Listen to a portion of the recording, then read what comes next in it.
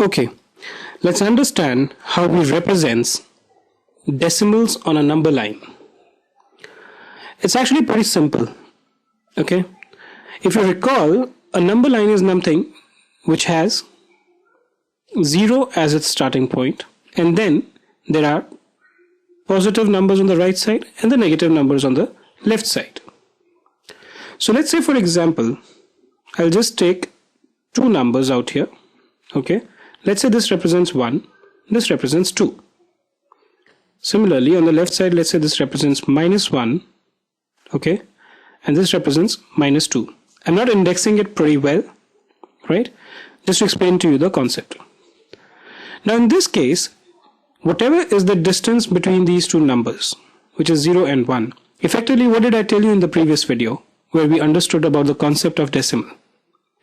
So instead of writing 9 upon 10, we can also write this as 0.9.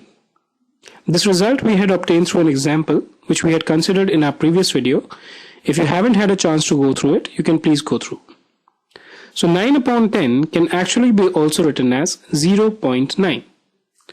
But if you see, what does 9 upon 10 mean? 9 upon 10 basically means that if there was one particular thing which was divided into 1, 2, 3, 4, 5, 6, 7, 8, 9, 10.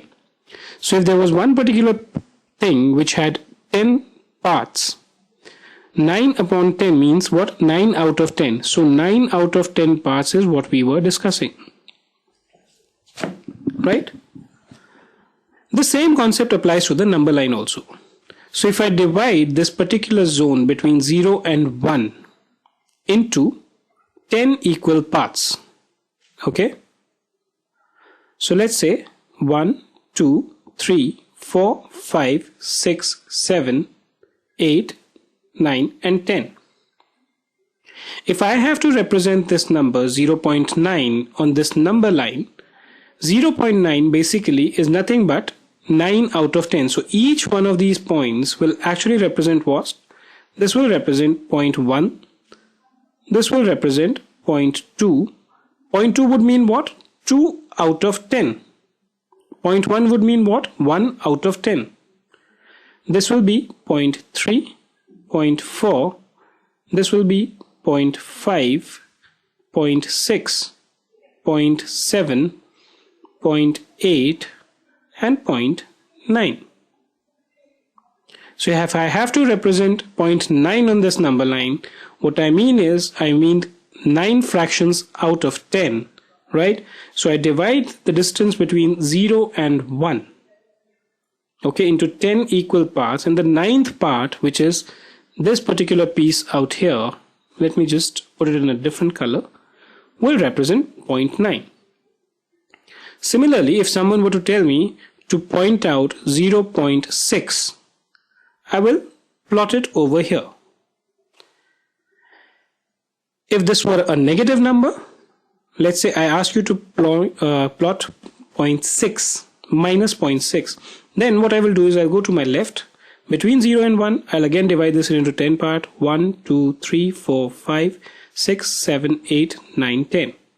So 1, 2, 3, 4, 5, 6. So this point is going to represent 0.60 with a minus sign. Now these are the cases when you just have the decimal part.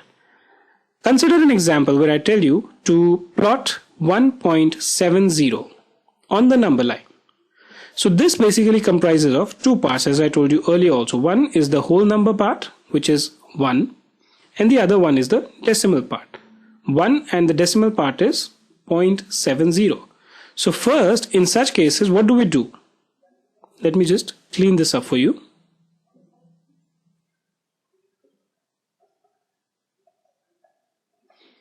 So if I have to plot 1.7, then what will I do?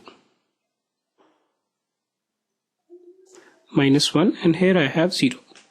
First I will try to find out what is the whole number part in this, 1. And where do I have 1 on the number line? This is here. I'm talking about a positive number, right? Once I've located this 1, then obviously 1.7 is what? It's equal to 1 plus 0.7. So it is more than 1. So it has to lie on the right side of the number line. Now how do I locate 0.7 on the number line? 0.7 is obviously going to lie between 1 and 2, right? So I will divide this into 10 equal parts. Actually, if this is 0.70, so I can actually remove this 0 or 0.7. So 0.7 is what? It's nothing but 7 by 10. So I will divide the area between 1 and 2 into 10 equal parts. 1, 2, 3, 4, 5, 6, 7, 8, 9, 10. And the seventh part is what is going to represent 0.7. 1, 2, 3, 4, 5, 6, 7, which is this. So this point actually on the number line represents 1.70. Right? Similarly, if you had to find out, let's say, minus 2.3. Obviously, first you will locate the whole number part, which is minus 2, which is, let's say, here. And then you have to point out 0.3, which is nothing but what? 3 upon 10. We'll learn about these conversion. There's a video placed for you on this also. Right? So again, first I will locate 3 here. Let's say 3 is somewhere over here, minus 3. So I'll divide this area into 10 parts, 2, 3, 4, 5, 6, 7, 8, 9, 10. And the third part, which is 1, 2, 3. This is basically what is going to represent 0.3 or 2.3 with a negative sign. So this sign is pretty important. So if it is plus, we move to the right side of the 0. If it is minus, we move to the left side of the 0. And then the process is basically the same. Right?